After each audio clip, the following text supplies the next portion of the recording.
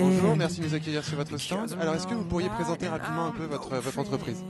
Avec grand plaisir, mais d'abord je voudrais remercier l'INSEC parce que je vous vois depuis plusieurs années et l'efficacité, le sérieux et bravo donc à toute votre démarche. Alors pour me présenter, je m'appelle Gérard Haas, j'ai fondé le cabinet Haas Société d'avocats et nous sommes un cabinet qui est spécialisé en propriété intellectuelle et dans le droit de l'e-commerce et de l'e-marketing. Nous avons pu voir sur le stand que vous avez eu de nouveaux labels du CNIL. On voulait savoir le plus que ça vous apportait à vous. Alors ça c'est un enjeu qui est très important, c'est-à-dire que celui qui ne bouge pas recule, celui qui n'avance pas recule.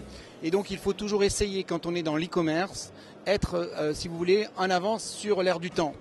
Et nos clients avaient trois besoins. Alors le premier besoin, c'était, et c'est à destination également des étudiants de l'INSEC, c'est d'avoir un guide juridique de manière très pédagogique mais simple et pratique sur l'e-commerce. Et donc on a écrit l'ensemble du cabinet un ouvrage qui s'appelle le guide juridique de l'e-commerce. On va en sortir deux autres, un dans le mois prochain, un qui s'appelle le guide juridique informatique et liberté et enfin le guide juridique du marketing digital. Donc c'est un ouvrage qui permet de donner les grandes règles sur l'e-commerce. Deuxième chose qui était importante, c'était de permettre aux consommateurs et aux cybermarchands de rassurer et d'être en conformité. Et donc on a fait une démarche pour être, si vous voulez, labellisé par la CNIL. Et on a obtenu deux labels, c'est quelque chose d'unique en France, et surtout pour un cabinet d'avocats. On a obtenu un label formation sur la formation informatique et liberté, et un label qui est à la fois technique et juridique, autour des traitements automatisés de données. Donc on a obtenu ce label et aujourd'hui on aide les cybermarchands à, si vous voulez, booster leur activité grâce à une démarche conforme et de confiance.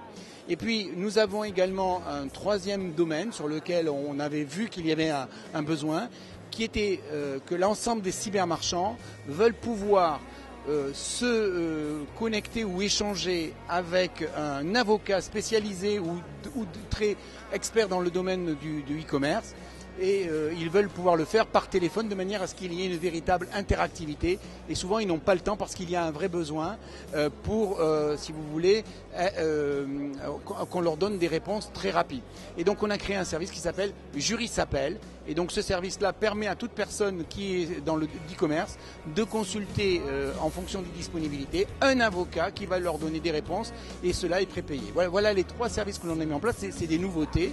Et ça montre aussi que le droit n'est pas quelque chose d'anxiogène, mais quelque chose de pratique et que ceux qui défendent bien leurs droits eh bien, méritent de les garder et ont des parts de marché assurées. Je vous remercie. Alors, une petite question. On sait que maintenant, pour les entreprises, les réseaux sociaux sont presque indispensables. Est-ce que vos services incluent aussi tous ces aspects-là au niveau des droits, au niveau des réseaux sociaux, que ce soit aussi bien sur Facebook, Twitter et tous les autres qui sont à venir ? C'est une très bonne question.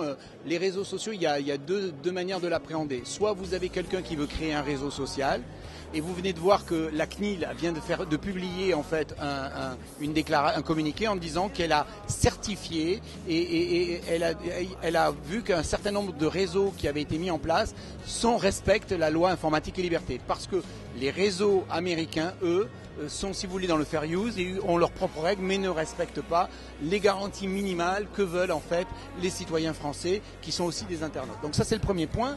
Et le deuxième point des réseaux sociaux, c'est des problèmes juridiques importants d'irréputation.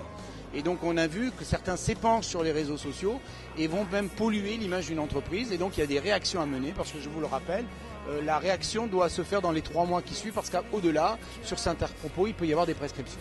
Donc effectivement, on est aussi présent là-dessus et donc le label CNIL pourra être mis en place pour des réseaux sociaux qui ont une démarche francophone et qui veulent assurer une certaine conformité dans leur traitement de données. Écoutez, je vous remercie de votre accueil et j'espère vous retrouver l'année prochaine. Et moi je dis bonne chance aux élèves de l'INSEC et vous êtes dans une super école. J'ai une devise, c'est sur les portes du succès foncez, alors poussez, alors allez-y. Merci. Merci beaucoup.